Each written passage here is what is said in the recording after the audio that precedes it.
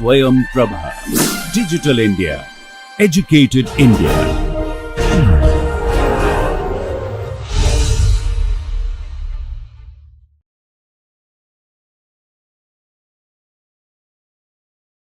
Welcome to the subject Advanced Digital Image Processing and Computer Vision. We will continue our discussion on feature detection and description. In the last class, we discussed about two feature descriptors, key point descriptors or point descriptors. One is stripped and another one is surf. Today, we will begin with a few more point descriptors which are efficient to compute, and then move on to other kinds of feature descriptors for images. So, for the point descriptors, there are few popular algorithms. Once again, they have also standardized this kind of feature detection and descriptors. So, one of the feature detectors which acronym is very suitable, which is called FAST, because it's a quite computationally efficient and speedy detector, but it names its features from accelerated segment test, and we'll see that what this segment test means. The other two descriptors what we have shown here, one is called brief, again a very usual English word. It is also probably trying to say that briefly it just summarizes the visual content. The expansion is of course binary robust independent elementary feature. So, we will know again briefly about this descriptor also. And the other one is ORB.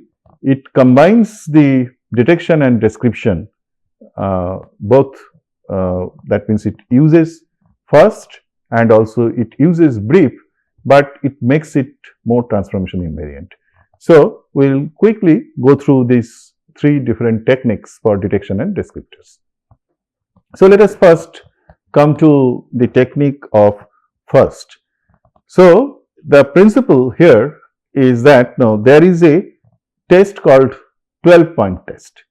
So, you can see in this particular diagram that suppose any point in the center, any point on this image, and you take a neighborhood around that point. Just I have shown it through zooming that point, and there in the neighborhood pixels with certain amount of radius, certain known radius, if I consider all these points from in the periphery of that circle of certain radius, which is a parameter, then there are certain positions, and this you can see that radius is there. It is a 3 pixel in the horizontal directions and 3 pixel in the vertical directions, and so it is radius 3, and you can get the circle. Of course, you will find some of the pixels, and they are numbered. So, their position is numbered based on this particular orientation, based on these positions. So, this is the first position, then this is second positions, this is third positions in the very diagonal direction. Then in the horizontal directions, 4th, 5th, 6th, again there is another diagonal direction, 7th, again in the vertical directions there are 3, again there is a diagonal. So, that means in 4 diagonal directions you have 4 such pixel positions, and there is a consecutive order. Now, this test it has been empirically of course shown through statistical significance test that if there exist 12 consecutive points in the set of 16 points, so there are total 16 points brighter than the central pixel. So, which are brighter points? Suppose this is a central pixel, it has a brightness value which is quite dark, rather, so this is a brighter point, this is a brighter point, and we may say this is a, say this point is darker or as dark as possible. Anyway, so whose pixel value is higher, that is called brighter point. So if you get 12 consecutive points in the set, say in this case I could see 1, so in any direction 2, 3, say 4, so this pixel actually 5, maybe 6, 7, this one, which is not, it is not satisfying the test. So if it doesn't satisfy, then we don't consider it as a key point.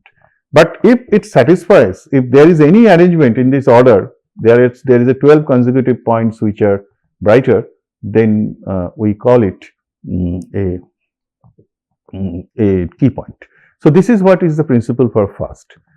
Now this there are certain variations of this approach. This was some modified strategy is there. Instead of considering this kind of hard rule, specifying hard empirical rule, rather adaptively you can learn from experiences. Suppose I say from the user tell visually, say this should be a key point by looking at the structure, corner, those things. Say these are the say key points. If the user provides, now around these key points you can get these statistics. So these are your training samples. In the machine learning, if I give leveled samples, then you can train a classifier which can tell you that whether it is a key point or not. So exactly that is what approach is also taken. You train a decision tree, and while telling something brighter or darker, instead of using absolute comparisons of brightness value, it takes some pragmatic approach of certain range comparisons. So within certain range, it will be called equivalent. Say within a interval of minus t plus t, interval around the central pixel value, it is similar. But beyond that, it is darker in the lower range, and in the upper range, it is brighter. So we have say 3 such levels, I should say, or 3 such attribute values. 3 such attribute values at that point, or an attribute which has 3 values. So you understand, if you have 16 points, so 16 to the power 3 strings could be there, considering any particular order. And then you have its level, so you can train a decision tree, and you can build a model to detect a key point. So this is about the first detector. So classification of points in 3 classes and create 3 partitions for a point. Train a decision tree, as I mentioned. Now let us come to the concept of brief. Now in the brief, once again it's as I say, it's a binary, robust, independent elementary features. That is a full acronym. And what it does, like first, here also it considers, given a point, around its neighborhood there are standard positions relative to that central positions. There are standard positions, pairing of positions, where you can make a comparison, and each comparison will give you either the value 1 or 0 depending upon the say value. Suppose xi, yi, it's an ordered pair. Say I have a point here and I have a neighborhood. Let me take, for the case of simplicity, let me take a 3 by 3 neighborhood. Okay, and let me consider, say, this position and this position in the ordered positions. So if I name the positions by some ordinal value, say 1, 2, 3, 4, 5, 6, 7, 8. This is a central pixel. So one order could be 5 and 3. So these are the variables. So 5th position, 3rd positions. Now if the pixel value of 5th, so if I say I5, so if the pixel value I am denoting like this is greater than I3, then the value would be 1, else it would be 0. So in this way, you can have number of pairings, number of pairing positions. Of course, you don't take, these are distinct positions. So since there are 8 such possibilities, and if I consider, of course, combination, because one of the ordering you would be taking. See, if you take xi, yi, don't take yi, xi, it gives just the dependent information. If it is 1, then it would be 0, you understand that. So that's why H choose 2 selection could be there. Maximum H choose 2 selection could be there, but we take a few numbers. So H choose 2 could be, say, 28 into 7 by 2.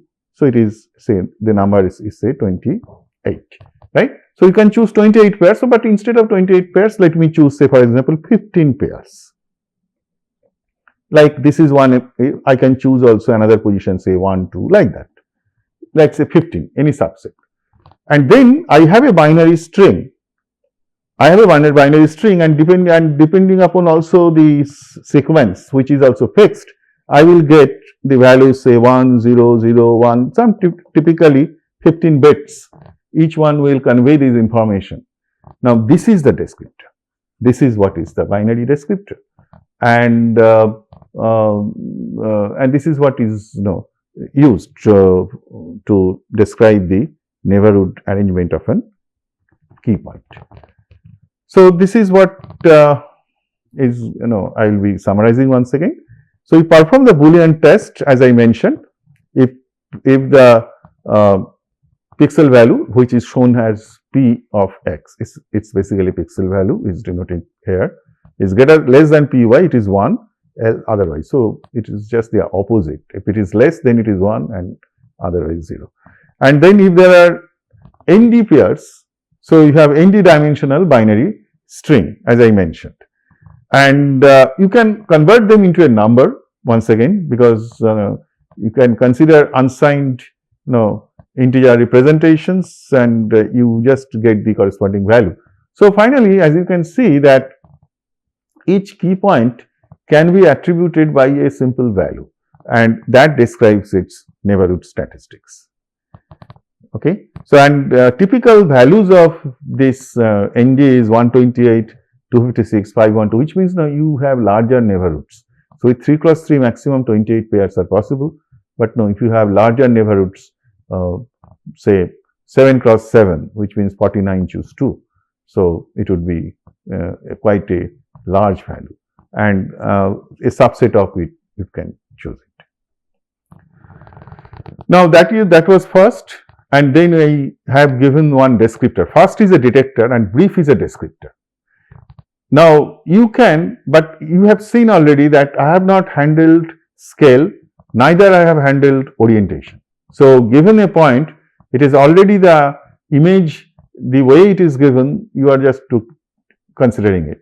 So, what we can consider that how to handle the scale and orientation. Once again, handling scale we have already discussed. Handling scale means you should have multi-resolution representation. That is what, and at each resolution you detect and you describe. So that is what is done here. So at resolution, each resolution apply first, and those key points at each resolutions, they will be basically union of all those key points. So they are of course suitable appropriate scale we are not selecting, we are simply operating with a pyramid of smoothened images, and as I mentioned, we are not going to consider what is the suitable scale for a particular detector. So there will be a lot of redundant points, in that case when you are using this kind of multi-scale or representations for detectors. But what you should do for brief, brief is not rotation dependent. So for that, what you should do, you can find out a dominant orientation and rotate it. Now, for dominant orientation, earlier we used to perform the gradient computation, which is computationally intensive. So instead of that, there is a nice way this particular technique, ORB technique, it considers to compute the dominant orientation. So what it considers, that it finds out the centroid of the brightness distribution. So brightness value will be the weights, and what is the location with that weighted brightness distribution, and already the central pixel is a center of, if it is uniformly uniformly distributed. That should have been the middle value itself of the window. That is the central pixel. So these two pixel locations, they define a direction, and that direction is the dominant direction. That's an approximation. So you rotate the window along that direction, align them with that direction. So that is what you can consider that orientation by, we call that centroid as intensity centroid, and the vector from the center of the patch and to the centroid, considering the intensity distributions, that vector defines the orientation of the patch, and then you rotate it and then you apply brief directly there and you get a description which is rotational invariant in some way. So that is what you do, rotate the patch by that angle and compute brief, which we called steered brief. So, for key points, I just want to once again stress, one of the objective of detecting key points is to identify or match the points in various scenes which are the points of the same scene point. It's a kind of, either you can call it matching, either you call it registration. For different purposes you can do, and there you can use distance function, because a point is described by a feature vector. You can see that all the descriptors what I have so far described, they are all feature vectors, and that means they belong to a vector space of certain dimension. And then there are distance functions in vector space. I have already mentioned these norms, L1 norm, L2 norm, LP norm. I think those expressions are also shown here. So you can use a suitable norm, and the distance which is smaller, those are the candidates. So now we should move towards other kind of descriptors. Apart from, we will move from the point descriptors to region descriptors. Now, regions descriptors could be a description of a patch, which is a small rectangular zone of an image. Usually that is called patch. Or it could be texture descriptors. Texture is a region which may be a patch, rectangular zone, or which may be some arbitrary shaped zone, and you define some texture. Textures are all related to the respective distributions, brightness distributions. There are various statistical measures on those distributions. Those have become the attributes of textures. There are other ways also describing textures. We will come to that. Or it could be the image or sub-image level of global description, which means that patch is a small region, sub-image is a larger region. In fact, you consider, say, certain parts, certain blocks of the image, larger blocks of the image. So you can say that image is partitioned into some larger blocks, each one could be sub-image. Or you can consider the whole image itself and get a descriptor of those image. So these are all part of these region descriptors. So let me first describe a patch descriptor, which is very popular descriptor, and this is called histogram of gradients descriptor. Now, as you understand from the term itself, which means, like earlier also we have used histogram of gradient directions for shaped. For sharp, of course, we have used instead of gradient directions, we use some kind of gradient measure by using Haar wavelets. The magnitudes, they form and the statistics of those magnitudes. Those we have used. But here we use once again we use some kind of gradient directions, same concept, but without making it rotational invariant. So compute centered horizontal and vertical gradients with no smoothing, and compute gradient orientation and magnitudes. Then for color image, pick the color channel with the highest gradient magnitude for each pixel. So you should take maximum of gradient value out of red, green, blue, and that is what you should consider as a magnitude. So for a 64 into 128 image, you divide the image into 16 cross 16 blocks of 50% overlap. There will be 105 blocks in total. So once again, you see that these are all empirical parameters. Through experiments, it has been found that they are a good choice with respect to a particular problem. But you can also have variations. You can make them adaptive in your applications. So each block is 2 cross 2 cells with size 8 cross 8. Quantize the gradient orientation into 9 bins. Earlier also we did, I think 8 bins we did. Here it is 9 bins. And the vote is the gradient magnitude, similar concept. Interpolate votes between neighboring bin centers. The vote can also be weighted with Gaussian to downweight the pixels near the edges of the block. Similar concepts, only thing is that it's very simple. You take non-overlapping patches but fixed partitioning, and for each patch you compute the gradient distributions and then represent it by a histogram of gradients, and then you concatenate those histograms. So finally your feature dimension would be something like this: 105 into 4 into 9, very large dimensional feature space.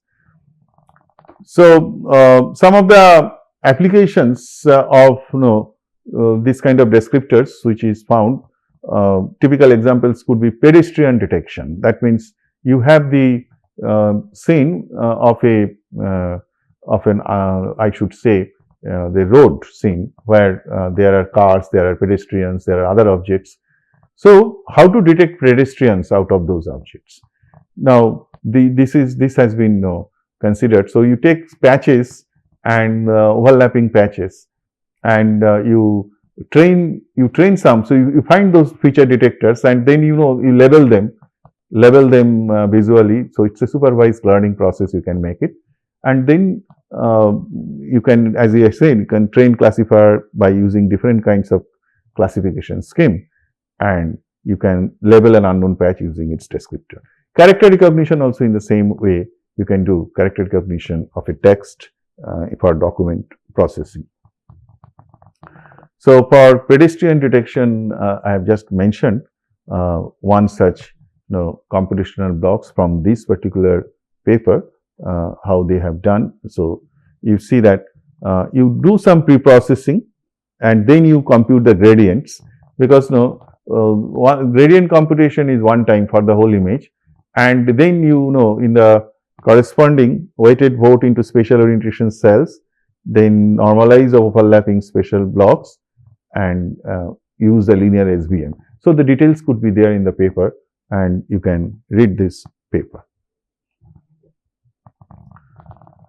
So we call, there are certain things you have to understand, since these are overlapping patches. Say you have this patch and then you have this patch. Now suppose the object is around this. Now you may find a local maximum, you may find the respective overall strength here also and in this window also. So that's why now you should consider the locally maximal score and suppress other scores, even small ripples kind of scores also you should suppress. So this is called non-maximal suppression. So like greedy approach should be select the best scoring window and suppress the windows that are too close to the selected window. Search next top scoring windows out of the rest. Similarly, the applications for character spotting using hawk feature that we ourselves work, I just want to highlight these applications and how it can also give you some example that how this kind of feature descriptors are useful. So this character spotting is a tool for digital paleography, and paleography is basically art of reading of inscriptions on stones, and these are old inscriptions. So this tool aids the analysis. So it is basically the historians and those experts, paleographic experts, they have to be expert in reading and also in understanding the old scripts. So it converts the inscribed substrate to editable text. So there are certain processing pipeline, like you have pre-processing, like denoising and normalization, then search possible locations of user indicated character, prune the search, parse that. So actually I have a diagram by which I can explain it better. Say what this tool does, you have to identify, say, certain character. So that paleographer identify this character. Then it finds out the similar occurrences out of all possible candidates. So basically it is trying to match the patch-wise matching of where are the maximal similarities get, and there it has used hog feature. So this is one typical example where those occurrences are found and those are highlighted, and it records those coordinates.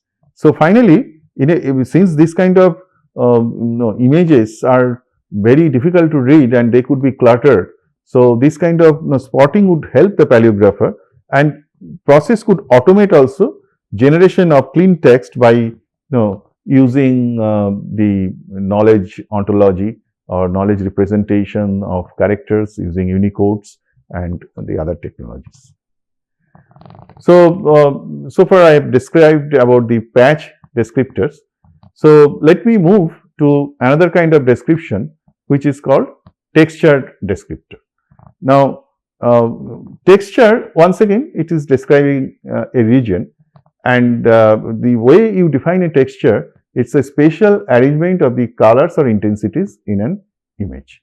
So, and then you have to quantify certain measures, with certain measures, this kind of arrangements, you have to capture the pattern. So, for example, an image has been shown here. You can see that there are few textured regions which has certain kind of similarities of those distributions. Say this is one kind of, it's a basically sunflower bed, and then there is a region for grass, and then there is a textured regions for, say, these roads. So you see that there are also, I have missed the sky. So there are also textured regions of sky. So there are different dominant textured regions are there, and for your image understanding you need to identify those regions, so segment those regions. So there what you can do, you can consider texture descriptors and then use those descriptors to group them and to get those regions. You can similarly consider also make the problem as a classification or detection problem. So for texture descriptors, there are different kinds of texture descriptors which are available. One is called edge density and direction descriptors. These are the 4 types I will discuss. There could be other variations. So local binary pattern, co-occurrence matrix. There is also another interesting popular texture descriptor in the form of a certain feature vector, which is called loss texture energy features. For edge density and direction, what you do that once again you simply take the histogram of gradients. Once again you can see that compute gradient at each pixel, normalize histograms of magnitudes and directions of gradients over a region, and in a normalized histogram you consider area equal to 1.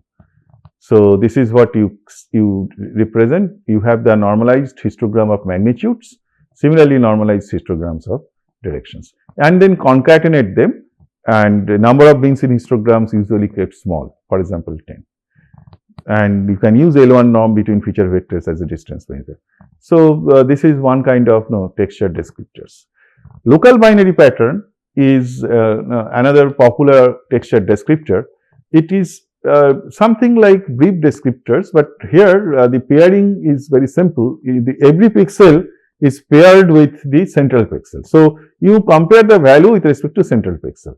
If the value is high, then for that point it would be 1, otherwise it would be 0. So you get a binary string of here in this case, for example, there are 8 such pixel locations. So you get a string of 8 bits. So the values could be between 0 to 255.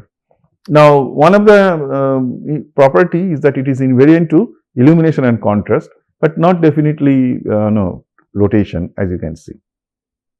So this is how it is done, as I mentioned. And then finally what you do, these are the descriptor at the level of pixel, but then for the textured region, because you have to describe with respect to region, you obtain normalized histogram over a region. So histogram of those values of local binary patterns, and as I mentioned, it is not rotational invariant. There could be various variation to make it rotational invariant, like one you can consider circular neighborhood of radius r at equal intervals. The way you consider the first positions of those pixels, you can choose certain positions, and and form a binary string, then what you do, you rotate them and take only the smallest value, right? You take only the smallest, that is the value at that point. So in this way you make it rotational independent. There are some more modifications. Some of the patterns are grouped together, and so they are given an equivalent number. You describe by an equivalent number. Only certain patterns you describe through these kind of values. So not more than 2 spatial transitions in the bit sequence. Those patterns are allowed. So for example, you have a bit sequence like this. There are no transitions. It is 0. So this is okay. Say there is only this transition is 2. See, it is 1 to 0 is one transition and 0 to 1, and that's why it is 2. So not more than 2. So this is also allowed. This is also an example of uniform pattern. You consider this pattern. So this is a transition, this is a transition, this is a transition, and also this is a transition. There are 4. So this pattern is not, its binary value is not considered. So if there are p plus 1 in uniform pattern, if there are p number of bits, there are exactly p plus 1 uniform pattern. So you assign a value p plus 2. So you assign a separate value. So all non-uniform patterns will have a fixed value, which is not part of these values. And so total would be p plus 2 values, distinct values. So in this way, you reduce the number of values of the pattern. So this is the definitions. And you can make it rotation and independent value by computing minimum applying ROR operator. So it is found that particularly if the radius, if the neighborhood is 3 cross 3, and then you can get actually 9 uniform patterns. So these are the 9, and with the equivalent rotations, these are the only distinct patterns. So each one can be given a value 8, and rest of the non-uniform patterns will get the value 9. So there are at most 10 values. So it reduces the dimension of the vector. And you can also apply variance measures for the contrast of the contrast. So using this on top of this local binary pattern descriptors, for each group you can have local variance of intensities of uniform pattern. So this is what you can consider. You can have the variance, you can have the mean. So you collect the statistics over those patterns. Normalized histogram of local variances. And another robust measure would be that it could be normalized by, the local binary pattern is already normalized by variance. So that is the textured representation using local binary pattern. Then there is another kind of representation of texture by using co-occurrence matrices. So first we should understand what is meant by co-occurrence matrix. It is basically the distribution of co-occurred brightness values in some known positions. So positions are defined with respect to certain relations. Say you see that if you have a position, how many times elements x and y occur at a pair of pixel related spatially position. So which means that x and y, right? These are not the coordinates. These are brightness values. In your context, say these are the brightness values. So suppose there are 256 brightness values. So you have, as you can see, you can have 256 cross 256 pairing. Okay, pairing combinations of x, y. So you take all permutations, but the positions, they define that from which pixels actually you draw these values. Suppose R is defined as say 0, 1 vector, which means it is my central, with respect to central pixel, say this is 0, 0 and this is the 0, 1th neighbor. So this is my x, this is my y. Now you choose all pairing combinations of this, and you can find a distributions. You can find a distributions of you can form a histogram of those pairs. So, it's a two-dimensional distribution. So, you have the x, you have the y. For each combination, find out how many counts are there. So, it's a two-dimensional histogram you get for a particular co-occurrence matrix with respect to a relative positions between the 2 pixel positions. So, this is in an abstract way, it is defined in this way that T is that is defining this relation such that Q and P is related as P plus T.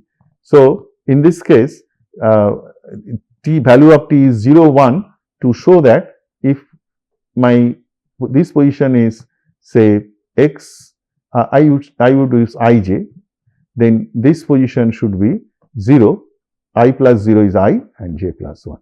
So, in my image, all such pairs, there I would find out what is this kind of brightness distributions in a two-dimensional grid, and that would give me one kind of statistics.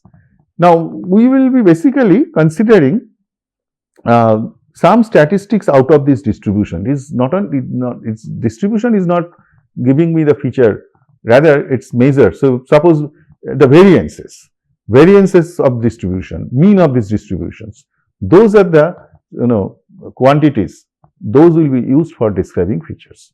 So, I will give some example illustrations to explain that. You consider that you have a bilevel image and this is an image. So, this is an image. Now, you are measuring the co-occurrence matrix with respect to 0, 1 shift, which means if I have this location, this is my pairing location. So, what is the value here? This is 0 and this is 1. So, if it is 0 and this is 1, my co-occurrence matrix, so I will get 1 pixel count here. And in this way, I can form the histograms for C01. Similarly, for C10. So, you can do these things, and this is C11. Okay, so this is co-occurrence matrix, and you can also there are definitions. You can merge these two, like both 0 and 10. Then you can and you can make it also normalized like a probability distributions, and then give several measures. So, symmetric co-occurrence matrix, I told you that where they get both positive directions and negative directions and get these distributions. So, there are so many definitions of quantified measures using those distributions. So, inner xy is actually giving you the probability value, normalized value of these counts with respect to that relation. So, the energy, then these entropy definitions you can get it. This is a contrast definition, this is a homogeneity, this is correlation. So, there are all these definitions are there. So, this is that correlation definition, weighted correlation with this count, you can do that thing. So, that was about your co-occurrence matrix based descriptor. The next one which the last descriptors using texture I will be considering here, it is a Law's texture energy features. So, in this case what we do, we basically pass the texture through several known filters and get their energy. So, which means we sum all the values in that region for the energy values. So, there could be several kinds of filter, as you can see with respect to one dimensional filter definitions. From one dimensional, using separability I can define two dimensional filters.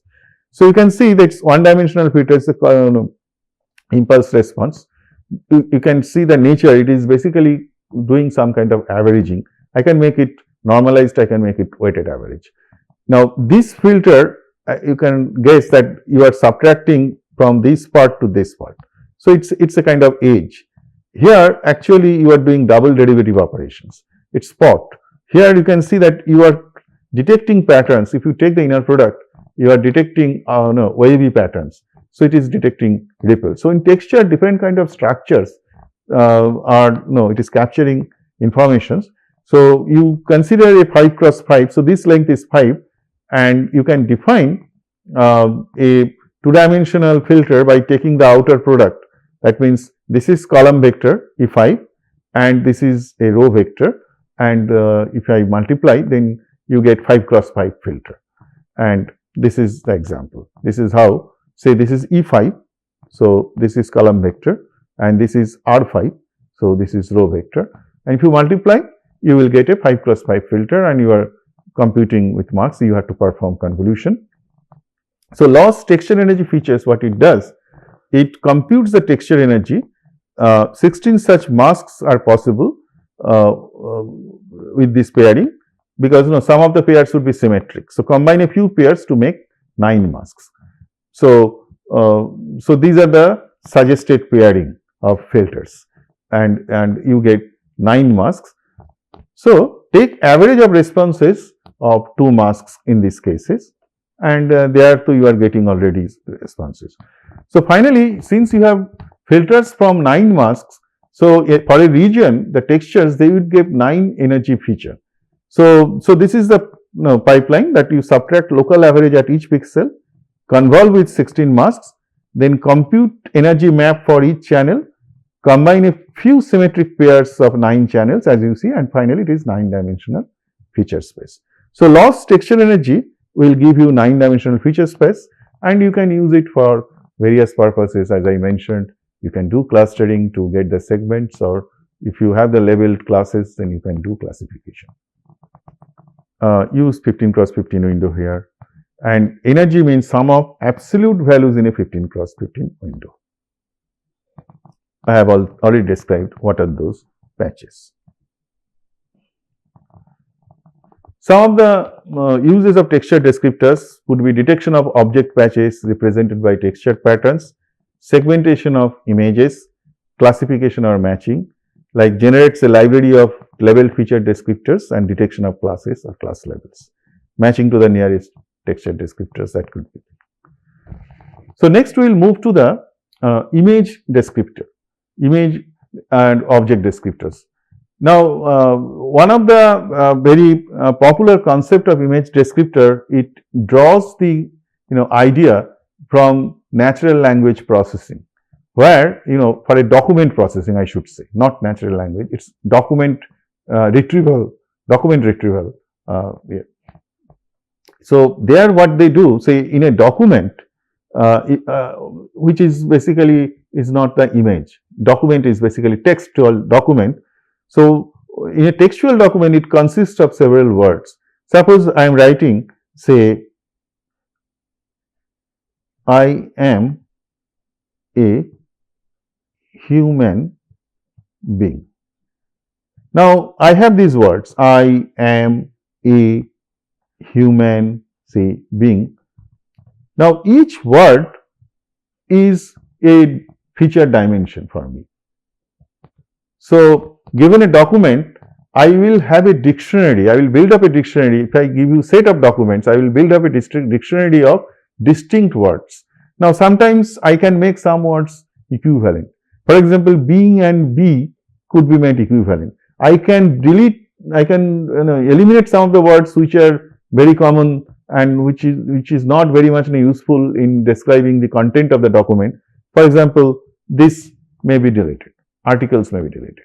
So all those processing I can do, pre-processing I can do, but finally I have these words, we call it bag of words.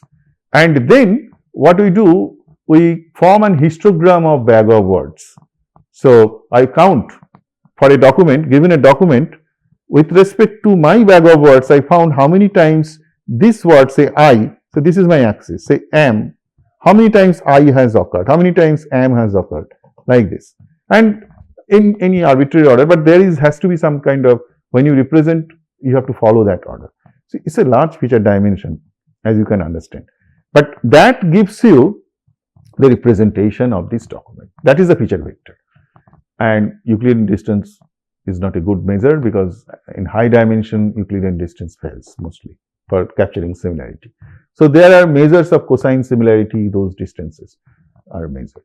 So I'm not going into I'm going to discuss those things. I'm just discussing the representation of a textual document. Text, it is in the text form, as you can see. What happens in the case of images? Now, in the images, rather, I do not have any definite set of words like that, very template. What I will do rather, I will form visual words by the descriptors. So what I will do, given an image, say now it is an image, okay, now it is an image. First I will find out the key points, because I know that key points are distinctive points for describing visual content, and then around this key point I will also get its descriptors. This is my visual word. Actually, this is not my visual word, these are the candidates of visual words, because what happens that there would be some tolerances, like in document texts are more or less there is those variations are very little and we can manually do this, but here we have to do it computationally. So what we can do, I can consider several such documents with different descriptors. Now those descriptors my candidate of words. So I will do clustering of those descriptors. So I will find certain clusters of descriptors. So these are descriptors in the feature dimension. Each cluster representative is my visual word. So when I get an unknown document, say any other arbitrary document, I will find out a key point here. I will compute a descriptor, then I will see that in which cluster it belongs to. Then that visual word gets one count increase. So I will form the histogram of visual words based on this policy. And that is what is bag of visual words, and that is the representation of the image descriptor. So let me quickly go through this representation once again, summarize. So you compute key point based feature descriptors over a library of images, then quantize them to form a finite set of representative descriptors or visual words. So usually you perform k-means clustering, because you fix the number of k, that gives you the dimension of your feature vector, that many words for you are building the histograms. Then for an image, assign the nearest visual word corresponding to the feature descriptor of a key point. So represent by each image by a histogram of visual words. There is another kind of descriptors, because this bag of visual words, it just simply considers the counts, but it does not consider in a cluster. Suppose the problem is that you have a cluster and given a feature descriptor, I am assigning to this cluster, that's all. But so this, how far it is, what is the tolerance I am giving, that is not considered in this representation. So but we consider that may be also a good descriptor of the visual content. So what it does, there is in another screen, we consider those directions, offsets, and we aggregate them.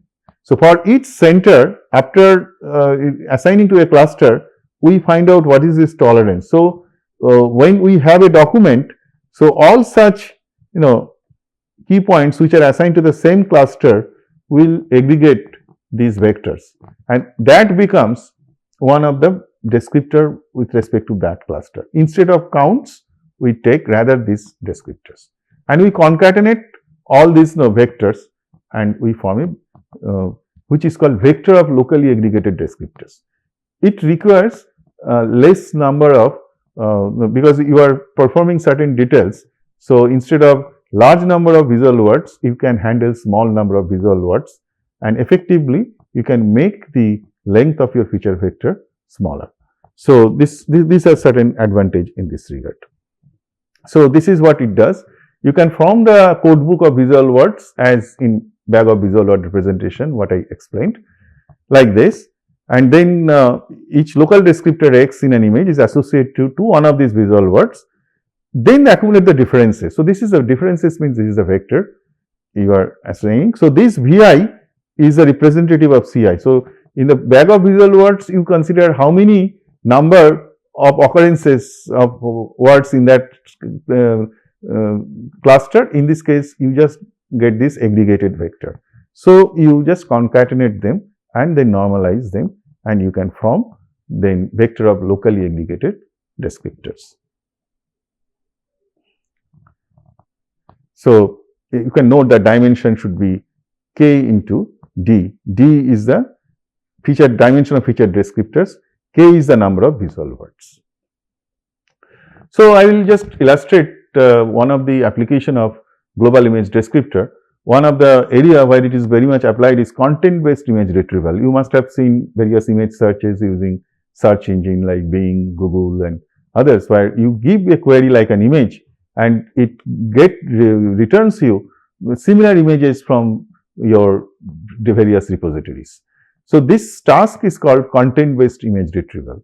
So, what you do, you just build up those repositories using this kind of descriptors, using bag of visual words, a descriptor for each image in the repository. So, given a query image, you form its descriptor using bag of visual words or using vector of locally aggregated descriptor, and then you find out the candidate, which are you can use nearest neighbor rule, use some index tree, and you can return top few similar images, right. So, in this way you perform the image searches.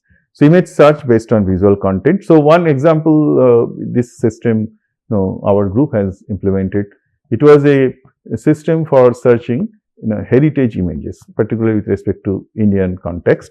So, you can see an image of a chariot. It is the famous UNESCO heritage site.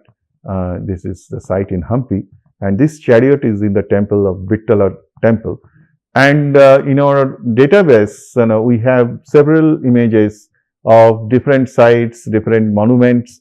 But if you make the query and if you make a search, say it returns the top few queries of different orientations, etc., which is quite related. Of course, you get some image which is not related. So, it would be always there. There is certain performance considerations of your searching process. Another example, this is a temple in Bishnupur, which is quite near to our place Kharagpur, and you can see this is a result. So, finally, let me summarize our discussion on feature detection and descriptors. So, we have considered scale and transformation invariant feature detection, like where we have used Harris corner and or Laplacian maximum for the kind of detection, or maximum over the difference of Gaussian space, scale space, or you can use also intensity weighted first detector.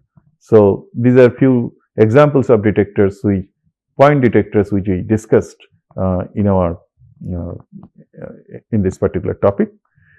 There are various scale and transformation invariant feature descriptor as well, which we discussed. We discussed this shift feature descriptor, we have discussed surf and also Warby feature descriptor. For region and texture descriptors, several number of options we have, and we discussed on that. So, we have discussed histogram of gradients descriptor or HOG descriptor, and then for the texture descriptors, there are few options like edge density descriptors. Once again, it is an histogram. We have seen histogram of edge magnitudes and edge directions. Then local binary pattern gives you a binary pattern, value of a binary pattern based on the comparisons of intensity values of neighboring pixels with the central pixels. So, it is a binary string and that gives a binary pattern value, but no, what you do again, you form an histogram. So, histograms are finally describing a region, histogram of gradients in edge density, histogram of magnitudes and gradient directions, and local binary patterns, histogram of local values of the local binary patterns. So, you can normalize. Co-occurrence matrix, here you form a histogram rather, like it is a two-dimensional histogram of co-occurrences of the brightness value given set spatial locations. And on top of those distributions, you get various kind of statistical measures. You can get energy, you also used other measures like standard deviations, correlations, and similarly many such measures is possible, and that forms your feature vector. You can use them as a feature and you can form a vector out of this. Loss texture energy is another example of descriptions using a feature vector. It gives you a 9-dimensional feature vector where you run around 9 filters, and each filter measures some kind of, say, average intensity values of the region of basically it's a patch, 15 cross 15 window over which you are doing it. So each 15 cross 15 window, there are 9-dimensional feature vectors. So average intensity values it measures certain edge values, or gradient edge direction, edge values I should say. There are also spot, some kind of spot energy. So different levels of energy, edge energy, spot energy, ripple energy, and using them you make a 9-dimensional feature vector. So those are the things. Whereas for images, we have discussed 2 global descriptors for images. One is bag of visual words. They are very related. The next one is vector of locally aggregated descriptors. So in bag of visual words, once again I mentioned it's a histogram of visual words. So you have to, of course, first step is to form a bag of visual words for the given set of images. So for a particular domain, say we have considered, for example, images from heritage sites. You have a large number of images you have collected in your archive, maybe a few thousands, even could be millions of images. And each one will have one descriptor, a feature vector. So bag of visual words is the descriptor, and visual words are formed from that corpus, from that kind of data set. Then each one will be a descriptor. Given any unknown image, you have to first represent using that representational scheme, and then you find out which images are similar, return those results. So anyway, that is the end task, but representation is bag of visual words. Then the vector of locally aggregated descriptor, it is bit different, though here also you are forming a bag of visual words, but instead of forming an histogram of visual words, what you do, you consider vectors for each visual word. Vectors are basically resultant offsets of the visual candidate of visual words which are assigned to that cluster. So that is the vector. So a vector has a certain dimension. So you concatenate all those vectors. That forms a descriptor and you can normalize them. So that is what is vector of locally aggregated descriptor. So with this, let me stop it. We have also few applications we discussed, like key point descriptor, matching correspondence, points of scene, region descriptor, object detection, and for global descriptor, image retrieval. So with this, let me stop here, and we'll have a new topic in my next lecture. Thank you very much for your listening.